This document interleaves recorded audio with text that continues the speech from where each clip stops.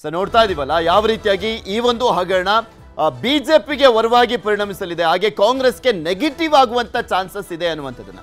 ಹಾಗೆ ವಾಲ್ಮೀಕಿ ನಿಗಮ ಹಗರಣಕ್ಕೆ ಮತ್ತೊಂದು ಟ್ವಿಸ್ಟ್ ಕೂಡ ಸಿಗ್ತಾ ಇದೆ. MD ಪದ್ಮನಾಭ ಮತ್ತೊಂದು ಕಳ್ಳಾಟ ಬಯಲಾಗ್ತಾ ಇದೆ. FDS ನಲ್ಲಿ ಅಕ್ರಮವಾಗಿ ಹಣ ವರ್ಗಾವಣೆ ಆಗಿರುವಂಥದ್ದು. MD ಪದ್ಮನಾಭ ಮತ್ತೊಂದು ಕಳ್ಳಾಟ ಬಯಲಾಗ್ತಾ ಇದೆ. ಮಾಜಿ MD ಆತ, ವಾಲ್ಮೀಕಿ ಅಭಿವೃದ್ಧಿ ನಿಗಮದವನು. ಈಗ SITಯ ಕಸ್ಟಡಿಯಲ್ಲಿದ್ದಾನೆ ಆ ವ್ಯಕ್ತಿ ಪದ್ಮನಾಭನವನು. 187 ಕೋಟಿ ಪೈಕಿ 50 ಕೋಟಿ FDಯನ್ನ ಇಟ್ಟಿದ್ದ ಪದ್ಮನಾಭ್ MG ರಸ್ತೆಯ ಯೂನಿಯನ್ ಬ್ಯಾಂಕ್ ಆಫ್ ಇಂಡಿಯಾ ಬ್ಯಾಂಕ್ನ ಅಕೌಂಟ್ನಲ್ಲಿ FDಯನ್ನ ಇಡಲಾಗಿತ್ತು. ಮಾರ್ಚ್ 30ನೇ ತಾರೀಕು FDಯನ್ನ ಇಡಲಾಗಿತ್ತು. ಅದಾದ ನಂತರ ಇದೆಲ್ಲವೂ ಕೂಡ ನಡೆದಿರುವಂಥ ಬೆಳವಣಿಗೆ. ಹೈದರಾಬಾದ್ನ RBL ಬ್ಯಾಂಕ್ ಖಾತೆಗೆ 40 ಕೋಟಿ ಓಡಿಯನ್ನ ಮಾಡಲಾಗಿದೆ. ನಿಯಮ ಗಾಳಿಗೆ ತೂರಿದ್ದಂಥ ಯೂನಿಯನ್ ಬ್ಯಾಂಕ್ ಸಿಬ್ಬಂದಿ ಅದಕ್ಕೆ ತಗ್ಲಾಕೊಂಡಿರೋದವರು.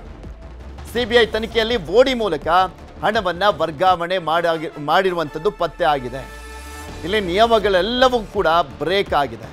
ಸೊ ಈ ಕಾರಣಕ್ಕೋಸ್ಕರನೇ ನಂತರ ಯೂನಿಯನ್ ಬ್ಯಾಂಕ್ ಆಫ್ ಇಂಡಿಯಾದವರು ಚಂದ್ರಶೇಖರನ್ ಮೆನ್ಷನ್ ಮಾಡಿದ್ರಲ್ಲ, ಇದರಲ್ಲಿ ಬ್ಯಾಂಕ್ ಅಧಿಕಾರಿಗಳ ಪಾತ್ರ ಕೂಡ ಇದೆ ಅಂತ. ಸುಚಿಸ್ಮಿತಾ ಹಾಗೆ ಕೃಷ್ಣಮೂರ್ತಿ ಹೆಸರನ್ನ ಉಲ್ಲೇಖ ಮಾಡಿರ್ತಾರೆ ಚಂದ್ರಶೇಖರನ್ ತಮ್ಮ ಡೆತ್ ನೋಟ್ನಲ್ಲಿ.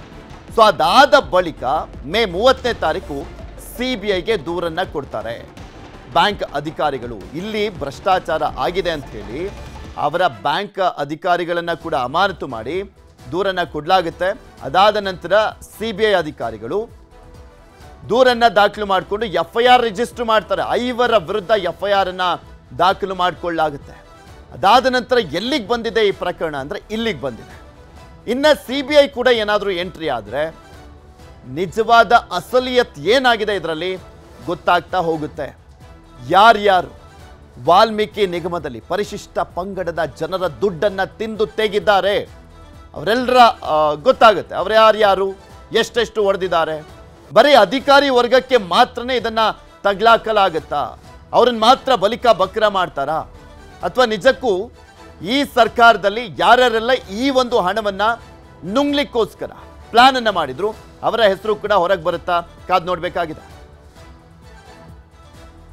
ಇದ್ರ ಬಗ್ಗೆ ಇನ್ನಷ್ಟು ಮಾಹಿತಿಯನ್ನ ಕೊಡ್ತಾ ಹೋಗ್ತಾರೆ ನಮ್ಮ ಪ್ರತಿನಿಧಿ ಗಂಗಾಧರ್. ನಮ್ಮ ಜೊತೆ ದೂರವಾಣಿ ಸಂಪರ್ಕದಲ್ಲಿ ಜಾಯಿನ್ ಆಗ್ತಾ ಇದ್ದಾರೆ. ಗಂಗಾಧರ್, ನೋಡ್ತಾ ಇದ್ವಿ ಇಲ್ಲಿ ಪದ್ಮನಾಭ ಯಾವ್ಯಾವ ರೀತಿಯಾಗಿ ಅವ್ಯವಹಾರವನ್ನ ಮಾಡಲಿಕ್ಕೆ, ಅಕ್ರಮವಾಗಿ ಭ್ರಷ್ಟಾಚಾರವನ್ನ ಮಾಡುವಂತ ನಿಟ್ಟಿನಲ್ಲಿ ಮುಂದಾಗಿದ್ದ ಅನ್ನುವಂಥದ್ರ ಬಗ್ಗೆ ಇನ್ನಷ್ಟು ಮಾಹಿತಿಗಳು ಅಪ್ಡೇಟ್ ಆಗ್ತಾ ಹೋಗ್ತಾ ಇದೆ.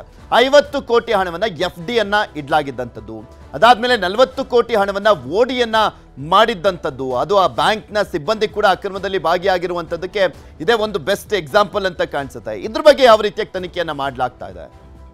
ಪೃಥ್ವಿರಾಜ್, ಪ್ರಮುಖವಾಗಿ ವಾಲ್ಮೀಕಿ ಅಭಿವೃದ್ಧಿ ನಿಗಮದ ಅಕ್ರಮ ಕೇಸ್ ಏನಿದೆ ಇದು ತನಿಖಾ ಸಂದರ್ಭದಲ್ಲಿ ಒಂದು ಬೇರೆ ಬೇರೆ ಮಜಲುಗಳನ್ನ ಪಡ್ಕೊಳ್ತಾ ಇದೆ. ಅದರಲ್ಲಿ ಪ್ರಮುಖವಾಗಿ ಈ ಒಂದು ಅಭಿವೃದ್ಧಿ ನಿಗಮದ MD ಆಗಿದಂತ ಪದ್ಮನಾಭ್ ಮಾಡಿರುವಂತಹ ಅವ್ಯವಹಾರ ಮತ್ತೆ ಅವರು ಪಡೆದಂತಹ ಕೆಲ ಪ್ಲಾನ್ಗಳೇನಿತ್ತು ಈಗ ಬೆಳಕಿಗೆ ಬಂದಿರುವಂತದ್ದು. ಪ್ರಮುಖವಾಗಿ ಏನು ನಿಗಮದ ವರ್ಗಾವಣೆ ಆದಂತ 187 ಕೋಟಿ ಹಣ ಅದೇನಿತ್ತು ಅದರಲ್ಲಿ 50 ಕೋಟಿ FDಯನ್ನ ಈ ಪದ್ಮನಾಭ್ ಮಾಡಿದ್ದ ಅಂತೇಳಿ MG ರಸ್ತೆ ಅಂದ್ರೆ ಇಲ್ಲಿ ವಸಂತ ನಗರದಲ್ಲಿದ್ದಂತಹ ಬ್ರಾಂಚ್ ಅನ್ನ ಅಲ್ಲಿ MG ರಸ್ತೆಗೆ ಅಲ್ಲಿ ಯೂನಿಯನ್ ಬ್ಯಾಂಕ್ಗೆ ಅಲ್ಲಿ ಟ್ರಾನ್ಸಾಕ್ಷನ್ ಮಾಡಿ ಅಲ್ಲಿ ಬೇರೆ ಒಂದು ಅಕೌಂಟ್ ಅನ್ನ ಓಪನ್ ಮಾಡಿ ಅಲ್ಲಿ FDಯನ್ನ ಮಾಡಿದ್ರು. ಮತ್ತೆ ಇದು ಆಗಿರುವಂತದ್ದು ಮಾರ್ಚ್ 30, 2024ರಲ್ಲಿ. ಮತ್ತೆ ಈ ಒಂದು 12 ತಿಂಗಳ ಅವಧಿಗೆ FDಯನ್ನ ಇಡುವಂತ ವಿಚಾರ ಗೊತ್ತಾಗಿದೆ. ಮತ್ತೆ ಈ FD ಏನ್ ಇಟ್ಟಂತ ಸಂದರ್ಭದಲ್ಲಿ 40 ಕೋಟಿ 10 ಲಕ್ಷ ಹಣವನ್ನ ಓಡಿ ಅಂದ್ರೆ ಓವರ್ ಡ್ರಾಫ್ಟ್ ಮಾಡಿಸಿದಂತದ್ದು ಇದೇ ಒಂದು ಪದ್ಮನಾಭ ಅಂತೇಳಿ. ಆದ್ರೆ ಈ ಒಂದು ಹಣವನ್ನ ಹೈದರಾಬಾದ್ನ RBL ಬ್ಯಾಂಕ್ ಖಾತೆಗೆ ಜಮಾ ಮಾಡಿ ಅಲ್ಲಿ ಓವರ್ ಡ್ರಾಫ್ಟ್ ಅಂದ್ರೆ ಓಡಿ ಹಣವನ್ನ ಅಲ್ಲಿ ಟ್ರಾನ್ಸಾಕ್ಷನ್ ಮಾಡಿದ್ರು ಅಂತೇಳಿ. ಮತ್ತೆ ಈ ಎಲ್ಲ ಒಂದು ವ್ಯವಹಾರದಲ್ಲಿ ಯೂನಿಯನ್ ಬ್ಯಾಂಕ್ ಸಿಬ್ಬಂದಿ ರೂಲ್ಸ್ ಅನ್ನ ಅಲ್ಲಿನ ಒಂದು ಬ್ಯಾಂಕ್ನ ನಿಯಮಾವಳಿಗಳನ್ನ ಗಾಳಿಗೆ ತೂರಿ ಅಲ್ಲಿ ಕೆಲ ಸಿಬ್ಬಂದಿಗಳು ಈತನಿಗೆ ಅಂದ್ರೆ ಈ ಒಂದು ಪದ್ಮನಾಭ್ಗೆ ಸಹಕಾರ ಕೊಟ್ಟಿರುವಂತದ್ದು, ಹೆಲ್ಪ್ ಮಾಡಿರುವಂತದ್ದು ಕೂಡ ತನಿಖೆ ವೇಳೆ ಗೊತ್ತಾಗ್ತಾ ಇದೆ. ಮತ್ತೆ ನಿಗಮದ ನಿರ್ದೇಶಕರಾಗಿರ್ಬೋದು ಮತ್ತೆ ಅಧ್ಯಕ್ಷರ ಗಮನಕ್ಕೆ ತರದೆ ಈ ಒಂದು ಹಣವನ್ನ ವರ್ಗಾವಣೆಯನ್ನ ಪದ್ಮನಾಭ್ ಮಾಡ್ತಿದ್ದ ಅನ್ನೋದ್ರ ಬಗ್ಗೆ ಮಾಹಿತಿ ಸಿಗ್ತಾ ಇರುವಂತದ್ದು. ಸದ್ಯ ಈಗ ಈ ಒಂದು CBI ವಿಚಾರಣೆ ವೇಳೆ ಒಂದಷ್ಟು ಮಾಹಿತಿಗಳು ಸಿಕ್ಕಿದೆ. ಮತ್ತೆ ಈ ಒಂದು ಅಮೌಂಟ್ ದೊಡ್ಡ ಪ್ರಮಾಣದಲ್ಲಿ ಟ್ರಾನ್ಸಾಕ್ಷನ್ ಆಗಿರುವಂತದ್ದು ಮತ್ತೆ ಹವಾಲ ಮೂಲಕವಾಗಿ ಕೆಲವರಿಗೆ ಹಣ ತಲುಪಿರುವಂತದ್ದು ಕೂಡ ಸಿಬಿಐ ಅದನ್ನ ಇಡಿಗೆ ಮಾಹಿತಿಯನ್ನ ಕೊಟ್ಟಿತ್ತು. ಈ ಒಂದು ಎಲ್ಲಾ ಒಂದು ಮಾಹಿತಿಯನ್ನ ಸಂಗ್ರಹ ಮಾಡಿ ಇವತ್ತು ಇಡಿ ಅಧಿಕಾರಿಗಳು ಏಕಕಾಲದಲ್ಲಿ ಇವತ್ತು 18 ಕಡೆ ರೇಡ್ ಮಾಡಿರುವಂತದ್ದು. ಮತ್ತೆ ಈ ನಿಗಮದ ನಿರ್ದೇಶಕರು ಅಧ್ಯಕ್ಷರು ಪ್ರಶ್ನಿಸಿದ್ರೆ ಆ ಅಮೌಂಟ್ ಅನ್ನ ಏನು ಎಫ್ ಡಿ ಅಮೌಂಟ್ ಅನ್ನ ಬೇರೆ ಕಡೆ ಏನ್ ಟ್ರಾನ್ಸಾಕ್ಷನ್ ಮಾಡಿದ್ರು, ಓವರ್ ಡ್ರಾಫ್ಟ್ ಮಾಡಿದಂತ ಅಮೌಂಟ್ ಅನ್ನ ನಾನು ಎಫ್ ಡಿ ಇಟ್ಟಿದ್ದೀನಿ ಅಂತ ಹೇಳಿ ಅದನ್ನ ಪದ್ಮನಾಭ ಆತರ ಒಂದು ಸಜೆಸ್ಟ್ ಅಂದ್ರೆ ಅವ್ರಿಗೆ ಒಂದು ಮಾಹಿತಿಯನ್ನ ಕೊಟ್ಕೊಂಡು ಇದೇ ತರ ಅದನ್ನ ಬಚ್ಚಿಡುವಂತ ಕೆಲಸವನ್ನ ಮಾಹಿತಿಯನ್ನ ಮಾಡ್ತಾ ಇದ್ದ. ಮತ್ತೆ ಈ ಒಂದು ಸೈನಿಂಗ್ ಅಂದ್ರೆ ಟೋಟಲ್ ಈ ಅಮೌಂಟ್ ಟ್ರಾನ್ಸಾಕ್ಷನ್ಸ್ ಆಗಿರ್ಬೋದು ಮತ್ತೆ ಬ್ಯಾಂಕ್ ವಹಿವಾಟಿಗೆ ಸಂಬಂಧಪಟ್ಟಂತೆ ಸೈನಿಂಗ್ ಅಥಾರಿಟಿ ಇದ್ದಂಥದ್ದು ಪದ್ಮನಾಭ್ಗೆ ಮಾತ್ರ. ಈ ಪದ್ಮನಾಭ್ ಸೈನಿಂಗ್ ಅಥಾರಿಟಿಯನ್ನ ಬಳಕೆ ಮಾಡಿಕೊಂಡು ಈ ಎಲ್ಲಾ ಒಂದು ವ್ಯವಹಾರದಲ್ಲಿ ಭಾಗಿಯಾಗಿದ್ದನ್ನ ಒಂದು ವಿಚಾರ ಈಗ ಗೊತ್ತಾಗಿರುವಂತದ್ದು. ಸದ್ಯ ಆ ಬಗ್ಗೆ ಏನು SIT ಕಸ್ಟಡಿಯಲ್ಲಿರುವಂತಹ ಪದ್ಮನಾಭನ ತೀವ್ರ ಈಗ SIT ಅಧಿಕಾರಿಗಳು ವಿಚಾರಣೆಯನ್ನ ಮಾಡ್ತಾ ಇರುವಂತದ್ದು. ಆ ಬಗ್ಗೆ ಮಾಹಿತಿಯನ್ನ ಕಲೆ ಹಾಕ್ತಾ ಇದ್ದಾರೆ. ಮತ್ತೆ amount transaction Nekkunti Nagaraju fake ಡೀಲ್ಗಳು ಫೇಕ್ ಸಹಿಗಳನ್ನ ಮಾಡಿ ವಸಂತ ನಗರದ ಬ್ರಾಂಚ್ ಅಲ್ಲಿ ಇದ್ದಂತಹ ಒಂದು ಅಕೌಂಟ್ ಖಾತೆ ಇತ್ತು, ಅದನ್ನ ಮೇನ್ ತಗೊಂಡೋಗಿ ಯೂನಿಯನ್ ಬ್ಯಾಂಕ್ ನ MG ರೋಡ್ ಅಲ್ಲಿ ಇರುವಂತದ್ದು ಅಲ್ಲಿ ಬ್ರಾಂಚ್ ಅನ್ನ ಮಾಡಿ ಅಲ್ಲಿ ಪೆರಲ್ ಒಂದು ಅಕೌಂಟ್ ಅನ್ನ ಓಪನ್ ಮಾಡಿ ಅದರಲ್ಲಿ ಅಮೌಂಟ್ ಟ್ರಾನ್ಸಾಕ್ಷನ್ ಆಗುವಂತ ಎಲ್ಲ ಮತ್ತೆ ಜೊತೆಗೆ ಹೈದರಾಬಾದ್ಗೆ ಅಮೌಂಟ್ ಟ್ರಾನ್ಸಾಕ್ಷನ್ ಆಗೋಕೆ ಎಲ್ಲ ಒಂದು ವ್ಯವಸ್ಥೆಯನ್ನ ನೆಕ್ಕುಂಟಿ ನಾಗರಾಜ್ ಮಾಡಿದ್ರೆ ಅದನ್ನ ಹಣ ಬಂದು FD ಇಟ್ಟು ಎಲ್ಲ ಪ್ಲಾನ್ ಮಾಡಿರುವಂತದ್ದು ಇದೇ ಪದ್ಮನಾಭ ಅಂತ ಗೊತ್ತಾಗ್ತಾ ಇರುವಂತದ್ದು. ಪೃಥ್ವಿರಾಜ್. ಓಕೆ, ಧನ್ಯವಾದ ಗಂಗಾಧರ್ ನಿಮ್ಮೆಲ್ಲ ಮಾಹಿತಿಗಾಗಿ. ಇನ್ನ SC/ST ಫಂಡ್ ಅನ್ನ ಡೈವರ್ಟ್ ಮಾಡಿರುವಂತ ವಿಚಾರಕ್ಕೆ ಸಂಬಂಧಪಟ್ಟಂತೆ ಸುಮೋಟೋ ಕೇಸನ್ನ ದಾಖಲು ಮಾಡಿಕೊಂಡು ರಾಷ್ಟ್ರೀಯ SC ಆಯೋಗ ನೋಟಿಸ್ ಅನ್ನ ಕೊಟ್ಟಿದೆ. ರಾಜ್ಯ ಸರ್ಕಾರಕ್ಕೆ ಮತ್ತೊಂದು ಶಾಕ್ ಎದುರಾಗ್ತಾ ಇರುವಂತದ್ದು ಈ ಮುಖಾಂತರ. ರಾಷ್ಟ್ರೀಯ SC ಆಯೋಗದಿಂದ ನೋಟಿಸ್ ಬಂದಿರುವಂತ ಹಿನ್ನೆಲೆಯಲ್ಲಿ ಯಾವ ಹಣ, SC/ST ಹಣ ಎಷ್ಟು ಕೋಟಿ, ಸಾವಿರಾರು ಕೋಟಿ. ಅದು ಪತ್ರಿಕೆಯಲ್ಲಿನ ವರದಿ ಆಧರಿಸಿ ಸುಮೋಟೋ ಕೇಸ್ ಅದು 14,000ಕ್ಕೂ ಹೆಚ್ಚಿನ ಕೋಟಿಯನ್ನ ಗ್ಯಾರಂಟಿಗಳಿಗೆ ಬಳಸಿಕೊಳ್ಳಲಾಗಿದೆ.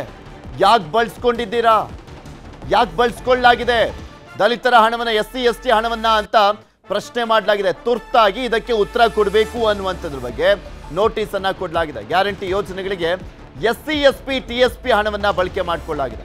ಅದು 14,730.54 ಕೋಟಿ ಹಣ ಗ್ಯಾರಂಟಿಗಳಿಗೆ ಬಳಸಿಕೊಳ್ಳಲಾಗಿರುವಂಥ ವಿಚಾರಕ್ಕೆ ಸಂಬಂಧಪಟ್ಟಂತೆ 7 ದಿನಗಳಲ್ಲಿ ಉತ್ತರ ಕೊಡಬೇಕು ಸರ್ಕಾರ.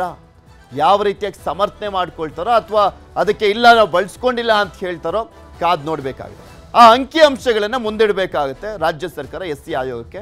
ಅದನ್ನು ಯಾವ ರೀತಿಯಾದಂಥ ಒಂದು ಕ್ಲಾರಿಫಿಕೇಶನ್ ಕೊಡುವಂಥ ಕೆಲಸ ಆಗುತ್ತೆ ರಾಜ್ಯ ಸರ್ಕಾರದಿಂದ. ನೋಡೋಣ. ಇದ್ರ ಬಗ್ಗೆ ಮತ್ತಷ್ಟು ಮಾಹಿತಿಯನ್ನು ಕೊಡ್ತಾ ಹೋಗ್ತಾರೆ ನಮ್ಮ ಪೊಲಿಟಿಕಲ್ ಬ್ಯೂರೋ ಮುಖ್ಯಸ್ಥರಾಗಿರುವಂಥ ಚಿದಾನ್ ಪಟೇಲ್ ನಮ್ಮ ಜೊತೆ ದೂರವಾಣಿ ಸಂಪರ್ಕದಲ್ಲಿ ಜಾಯ್ನ್ ಆಗ್ತಾರೆ. ಚಿದಾನ್ ಪಟೇಲ್, ಸಹಜವಾಗಿ ಎರಡೆರಡು ಪ್ರಕರಣಗಳು ದಲಿತರ ವಿಚಾರಕ್ಕೆ ಸಂಬಂಧಪಟ್ಟಂತೆ ರಾಜ್ಯ ಸರ್ಕಾರಕ್ಕೆ ಮುಜುಗರವನ್ನ ತರ್ತಾ ಇರುವಂಥದ್ದು. ಅಹಿಂದ ವರ್ಗ ಅನ್ನುವಂಥ ನಿಟ್ಟಿನಲ್ಲಿ ಯಾವಾಗಲೂ ವೋಟ್ ಬ್ಯಾಂಕ್ ಮಾಡ್ಕೊಂಡಿತ್ತು ಕಾಂಗ್ರೆಸ್. ಸ್ಪೆಷಲಿ ಈ ಬಾರಿ ಅಂತೂ ಸಾರಾಸಗಟಾಗಿ ಇವರಿಗೆ ವೋಟನ್ನು ಹಾಕಿದ್ರು. ಈಗ ಅವರ ಹಣವನ್ನೇ ಕತ್ತರಿ ಹಾಕ್ತಾ ಇದ್ದಿದ್ದಂಥದ್ದು ಒಂದ್ ಕಡೆ BJP ಆಕ್ರೋಶವನ್ನ ವ್ಯಕ್ತಪಡಿಸ್ತಾ ಇದ್ರೆ, SC ಈಗ ನೋಟಿಸ್ ಕೊಡುವ ಮುಖಾಂತರ ಯಾವ ರೀತಿಯಾದಂಥ ಸಂಕಷ್ಟ ಎದುರಾಗ್ತಾ ಇದೆ ರಾಜ್ಯ ಸರ್ಕಾರಕ್ಕೆ? ಪೃಥ್ವಿರಾಜ್, ಪರಿಶಿಷ್ಟ ಜಾತಿ, ಪಂಗಡ ಮತ್ತು ಬುಡಕಟ್ಟು ಸಮುದಾಯಕ್ಕೆ ಮೀಸಲಾಗಿರ್ತಕ್ಕಂಥ ಹಣವನ್ನ ರಾಜ್ಯ ಸರ್ಕಾರ 5 ಗ್ಯಾರಂಟಿಗಳಿಗೆ ಸುಮಾರು 14,700 ಕೋಟಿ ಹಣವನ್ನ ಮರು ಹಂಚಿಕೆ ಮಾಡಿರುವಂತದ್ದು. ಪರಿಶಿಷ್ಟ ಜಾತಿ, ಪಂಗಡ ಮತ್ತು ಬುಡಕಟ್ಟು ಸಮುದಾಯದ ಕಾಯ್ದೆಯ ಪ್ರಕಾರ ಈ ಹಣವನ್ನ ಬೇರೆ ಯಾವುದೇ ಇಲಾಖೆಗಳು ಕೂಡ ವರ್ಗಾವಣೆ ಮಾಡುವಂತಿಲ್ಲ ಮತ್ತು ವಿನಿಯೋಗಿಸುವಂತಿಲ್ಲ. ಇದರ ಹಣವನ್ನ ಇದೇ ಇಲಾಖೆಗಳಿಗೆ ಬಳಸಬೇಕಂದ್ರೆ SC/ST ಇಲಾಖೆಗೆ ಕೂಡ ಬಳಸಿಕೊಳ್ಳಬೇಕಾಗಿದೆ. ಆದ್ರೆ ಈ ಸರ್ಕಾರ ಗ್ಯಾರಂಟಿಯ ಹಣದ ಕೊರತೆಗಾಗಿ ಸುಮಾರು 14,700 ಕೋಟಿ ಹಣವನ್ನ ಮರು ಹಂಚಿಕೆ ಮಾಡಿರುವಂತದ್ದು ಇದೀಗ ಬಹಳಷ್ಟು ಸುದ್ದಿ ಮತ್ತು ಸದ್ದು ಮಾಡ್ತಿರುವಂತದ್ದು.